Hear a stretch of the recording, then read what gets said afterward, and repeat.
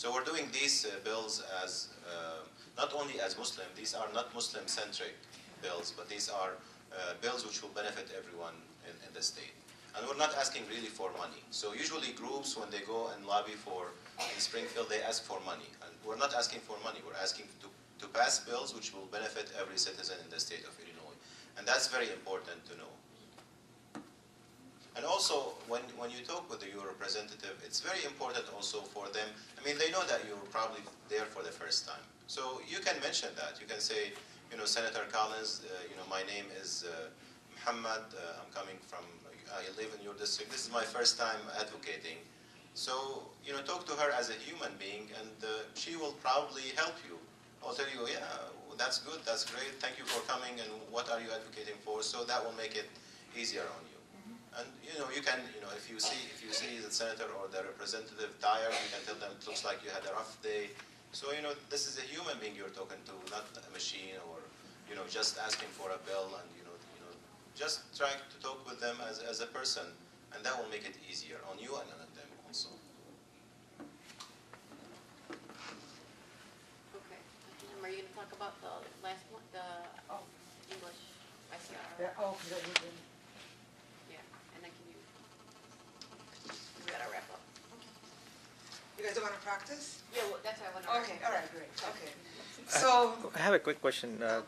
Can you just quickly elaborate what is SJR and SB means? Just those are resolutions. They're joint resolutions by the Senate and the House. okay.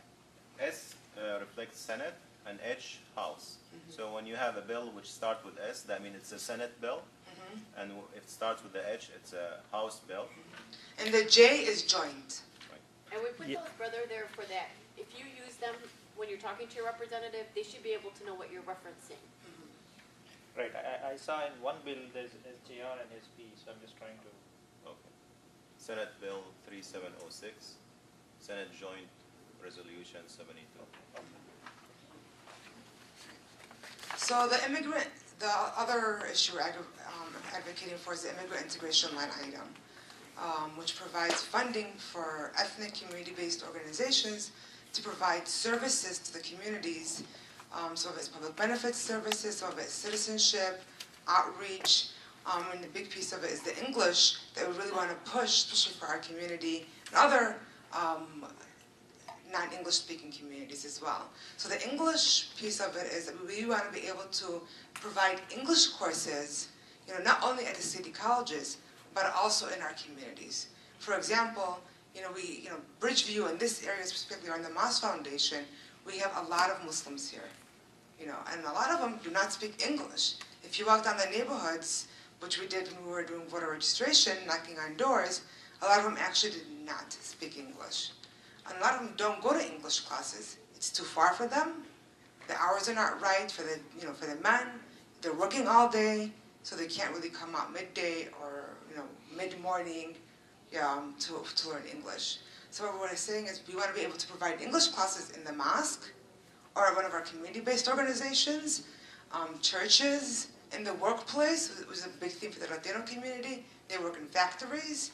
So we want to be able to provide English classes in the morning before working hours start or after working hours so that, immigrants coming into the States, can be able to at least speak the language. And the big argument about it is, you're telling us to integrate into society. How are we going to integrate if we don't learn English? And you're not making the English classes accessible to our community members, the mothers, the fathers, who are working all day, or the moms who don't have child care. How are they supposed to come to an English class? So that's the big thing about it. If you find any more details about it, I can respond to that later on. Good? Yep. Any questions? I think with the mosque, it is a level of comfort. So if that's something if they offer at the mosque, rather than going to a totally alien place. Exactly. It would be a level of comfort for the people. And we've heard it a lot from the community. When I was working at AAA and I taught ESL classes and citizenship classes for a while, and a lot of them were like, I don't want to go to a city college. I don't want to go to the church on 95th to learn English. I want to be able to learn it, in one of our community-based organizations or at the mosque. I think if we have a class here, I can't imagine how many women, would come just to learn English because they want to learn English, but it's not accessible to them. And that's what the legislators need to understand. So we need to have accessible courses so that these families can learn English. Okay?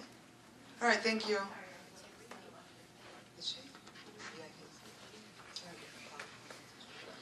Thanks, Ahlam, and Suzanne, and Dr. Sahlul.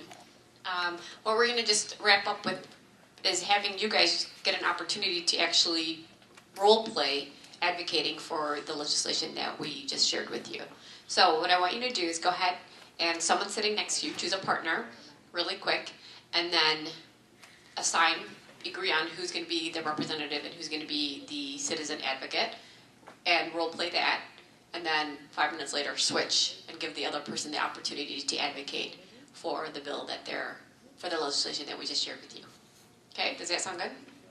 All right, so I'm going to count. One question. So we basically just talk about one issue, or do we talk about all three when we're speaking to our representative? I think if you have a meeting, and I probably need Ahlam or Dr. Sahil or Suzanne because I'm not as experienced, but I think if you're able to meet, or Meher, if we are trying to coordinate the meeting, so you have a sit-down meeting, try to advocate for all the four. If it's one of the quick, hi-bye, just choose one.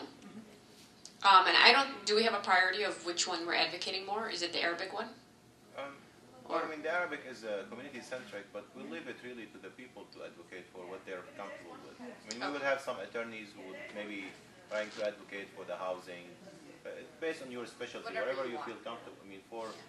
For social service organizations like AFS, probably going to be advocating for social services. Immigration. Right. ESL classes. One of the objectives of Muslim Action Day from our perspective is just to connect constituents to their representative. And if we get that, we're very happy. There's more of awareness, because as we grow as a community, we get more aware, we get more empowerment, then hopefully we can be a little bit more active in this arena. So, although the goal's not that, in terms of other communities, not that big yet, but, inshallah, within time, it's a good start. And it's just to create that awareness, and you connect to your representative to say that, look, I'm in your district, I'm voting for you, you should be advocating what I believe in. Okay? So I'm going to count to 3, and by 3, hopefully you've had a partner and you've, started talking.